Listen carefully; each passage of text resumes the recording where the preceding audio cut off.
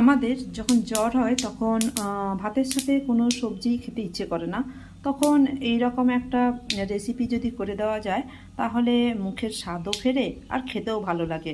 তার জন্য কড়াই তেল দিয়ে দিয়েছি, এতে সরষে ফোড়ন দিয়ে দিয়েছি, এর সাথে দিচ্ছি একটু কারি পাতা ফোড়ন দিয়ে দিচ্ছি। কারি পাতাটা ভাজা হলে এর সাথে দেব কুচনো পেঁয়াজ আর কুচনো লঙ্কা দিয়ে একসঙ্গে একটু ভেজে নেব।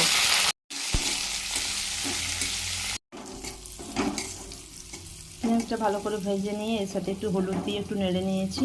এরপরে এতে ভাতটা দিয়ে দিচ্ছি,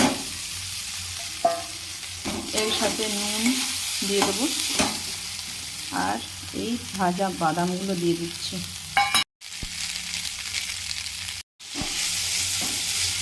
এই রেসিপিটা খুব কম সময়ে বানিয়ে নেওয়া যায় আর খেতেও অসাধারণ লাগে।